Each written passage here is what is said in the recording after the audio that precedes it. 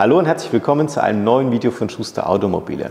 Wir hatten euch ja kürzlich diesen Carlin-Kit 5.0 vorgestellt. Das ist ein Wireless-Adapter, der euer bestehendes kabelgebundenes Android Auto und Apple CarPlay-System komplett kabellos macht. Also eine ziemlich geniale Sache. Und dieses Video kam ziemlich gut bei euch an. Allerdings haben wir auch von einigen Zuschauern, die das schon ausprobiert haben, Feedback erhalten, dass es gerade in Verbindung mit Android und relativ neuen Betriebssystemen hier Schwierigkeiten bei der Verbindung mit der Box und zum Auto gab. Wir haben das Ganze dann mal untersucht und haben festgestellt, dass hier bei diesen Boxen teilweise noch relativ alte Softwarestände vorhanden waren. Und deswegen wollen wir euch mit diesem Video mal zeigen, wie man diese Box relativ einfach updaten kann. Denn bei diesen Updates sind tatsächlich diese Verbindungsprobleme dann auch behoben. Der Hersteller wird auch weiterhin in Zukunft hier diese Box immer wieder aktuell halten, denn es gibt ja immer wieder auch neue Multimedia-Systeme in den Fahrzeugen, die ein wenig anders funktionieren als die vorherigen Modelle. Oder natürlich, wenn neue Betriebssysteme rauskommen, dann muss das Ganze natürlich auch immer aktualisiert werden. Und das Schöne, das geht bei dieser Box wirklich sehr, sehr einfach. Es gibt eigentlich insgesamt 3 Wege zum Ziel und wir fangen mal mit der einfachsten an. Und diese Version, das ist die Version, wie ihr sozusagen hier mit einem USB-Stick diese Box updaten könnt. Und ich sage deshalb, sie ist am einfachsten, weil sie auch dann funktioniert, wenn ihr noch gar keine Verbindung zu dieser Box aufbauen konntet, ist das sozusagen die sicherste Methode. Fangen wir gleich mal mit dieser Methode an. Das Ganze ist so, ihr braucht auf jeden Fall mal einen USB-Stick.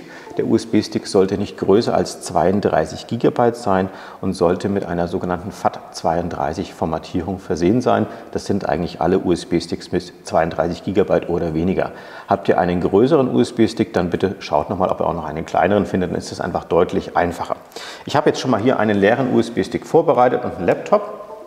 Und ich verlinke euch auch mal die entsprechende Seite, die wir hier für dieses Update brauchen, denn das Ganze ist ein wenig versteckt. Offiziell sollte man hier dieses Update eigentlich over the air, also sozusagen direkt auf der Box machen. Aber wenn man eben keine Verbindung zur Box hat, geht das natürlich nicht. Und deswegen brauchen wir jetzt hier mal einen USB-Stick. Und ich bin jetzt gerade auch schon auf dieser Seite und ihr seht hier, man kann also das Ganze mit einem entsprechenden Speicherstick updaten. Und hier unten steht auch schon Firmware Download. Das ist ein Google Drive. Da einfach dann draufdrücken. So wie ich das jetzt gerade tue, dann dauert es einen klitzekleinen Moment. Ihr seht schon, das ist also hier die passende Datei für diesen Stick, der nennt sich ja U2Air und dann geht einfach hier auf Download. Manchmal kommt bei den Rechnern auch noch irgendwo eine Fehlermeldung vom Virenscanner, dass es jetzt praktisch eine ausführbare Datei ist ja klar, ist ja ein Firmware-Update für diese Box, dann klicke ich jetzt hier einfach auf Trotzdem herunterladen. Der Download ist nicht allzu groß, diese Softwareversion hat jetzt hier insgesamt 13 MB. Der Download ist jetzt bei mir auch fertig. Ich springe jetzt direkt hier mal in diesen Ordner rein.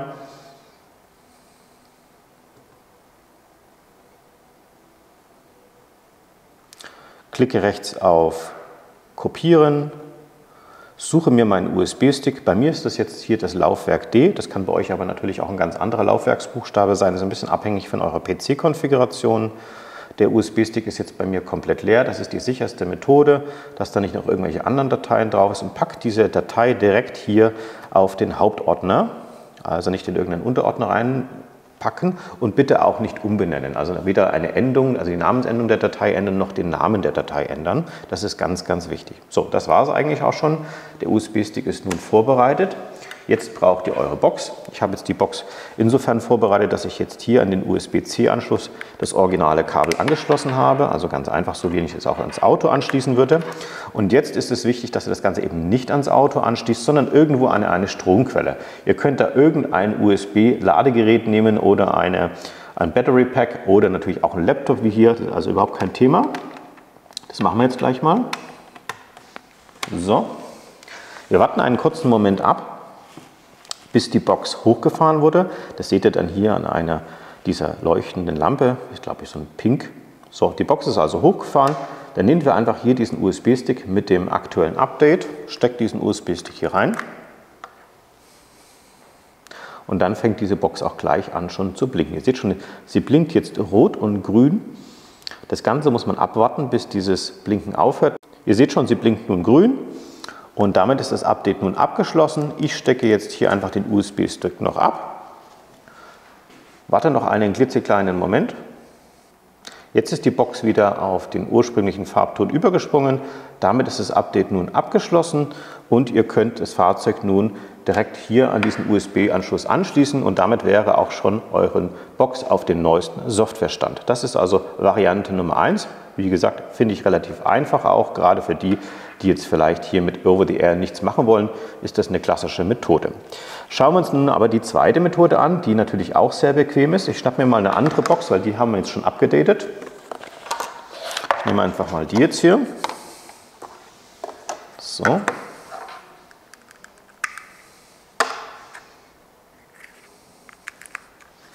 Ich muss die Box nun auch wieder mit Strom versorgen und gehe jetzt hier einfach mal in mein iPhone.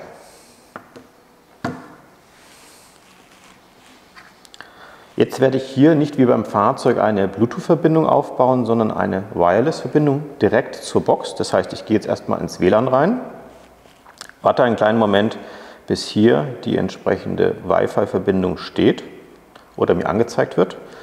Normalerweise müsste dann bei euch auch was wie bei mir jetzt hier mit AutoKit stehen. Meins heißt jetzt hier AutoKit 5C. Ich tippe dann auf das Netzwerk und nun müsst ihr normalerweise auch ein Passwort eingeben. Da die Box hier bei mir schon eingespeichert war, ist das Passwort schon eingegeben. Das Standardpasswort bei dieser Box ist 1, 2, 3, 4, 5, 6, 7, 8. Ich versuche das Ganze nochmal von vorne zu machen, damit ihr es auch sehen könnt. Ich gehe jetzt hier auf Netzwerk ignorieren, ignorieren. So, hier wird es mir auch schon angezeigt. Ich tippe nochmal auf AutoKit 5C. Jetzt muss ich auch das Passwort eintippen. Ich hatte es euch ja gerade schon gesagt. 1, 2, 3, 4, 5, 6, 7 und die 8. Dann gehe ich nun auf Verbinden. Nun wird also eine Wi-Fi-Verbindung zur Box hergestellt. Das dauert einen klitzekleinen Moment, wird euch dann im Endeffekt oben dann auch normalerweise am Wi-Fi-Symbol angezeigt. Es könnte auch der Hinweis kommen, dass jetzt gerade in diesem Moment keine Internetverbindung verfügbar ist. Das ist auch ganz normal. Das ist im Endeffekt ja eine Box, die keinerlei Internetanschluss hat, also könnt ihr einfach ignorieren. Der nächste Schritt wäre, dass wir nun mit dem Handy eine Verbindung direkt zu dieser Box herstellen und das machen wir über den Browser. Bei mir ist das jetzt hier einfach Safari, ihr könnt natürlich auch in einen anderen Browser reingehen. Und wir gehen jetzt unten hier in die Adresszeile und tippen da die physische Netzwerkadresse von dieser Box ein. Und die Netzwerkadresse ist ein bisschen seltsam, das ist eine Zahlenkombination und sie lautet 192.168.50.2. Schaut da wirklich ganz genau hin, dass er euch nicht falsch oder falsche Sachen eintippt, weil sonst wird es nicht funktionieren. Es muss wirklich ganz genau diese Adresse sein. Fügt da nichts hinzu, genauso wie es jetzt hier in meinem Display steht. Es wurde mir vorhin schon vorgeschlagen. Das liegt daran, dass wir natürlich das schon häufiger durchgeführt haben. Und dann geht ihr hier einfach auf Öffnen. Und dann kommt ihr hier auf diese Seite, die schaut so ein bisschen schwarz-bläulich aus. Dann seid ihr im Endeffekt schon im Einstellungsmenü hier.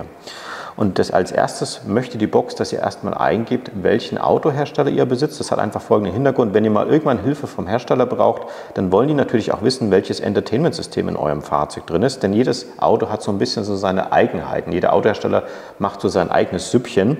Und deswegen müsst ihr das als allererstes mal eingeben. Wenn ihr das nicht macht, kommt ihr immer wieder in dieses Menü zurück.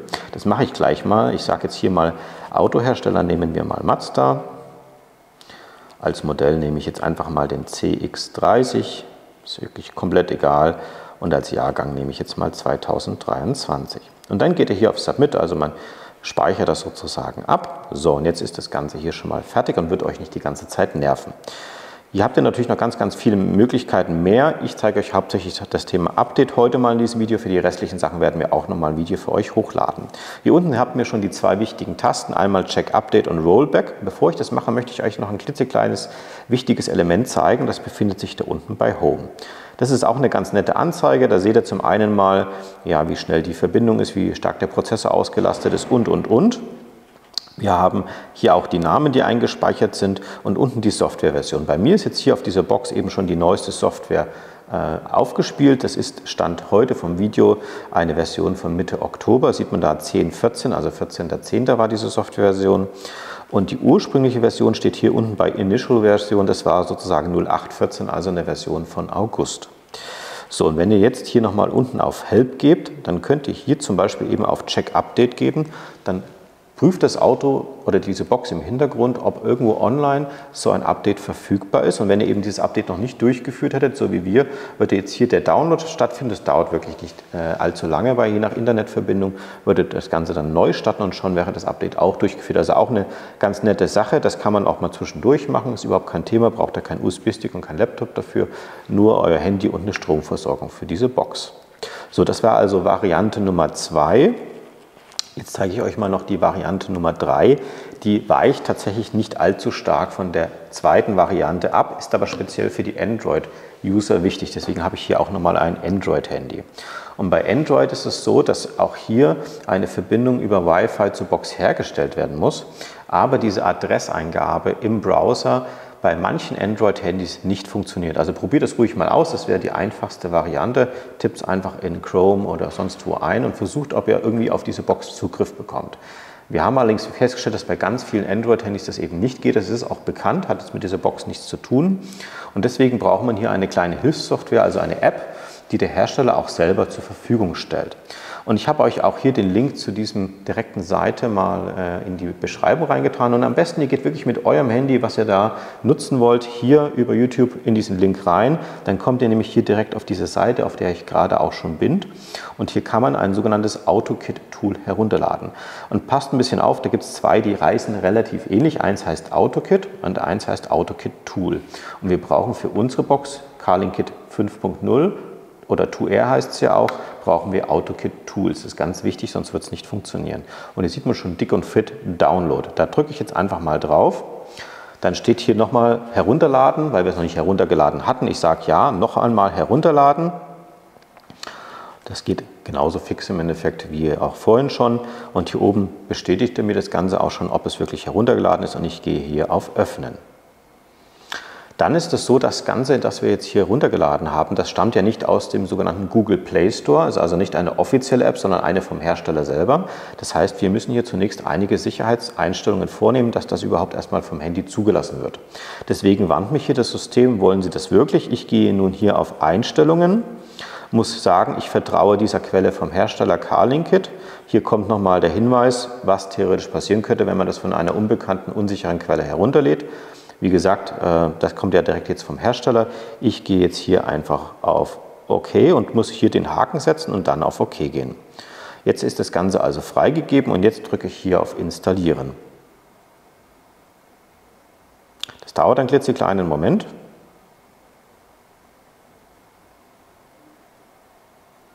So, die App ist zwischenzeitlich auch schon fast installiert. Währenddessen gehe ich mal bei meinem Handy jetzt hier aus dem Wi-Fi von der Box raus, dass sich das nicht behagt. Und dann sind wir im Endeffekt auch schon soweit. Ich kann jetzt hier direkt auf Öffnen gehen oder aber ich gehe auf meinen Bildschirm, suche die App. Die schaut so aus wie hier oben. Das ist also so ein Handy mit so einem Pfeil drauf. Und dann könnt ihr jetzt hier einfach auf dieses Symbol draufdrücken.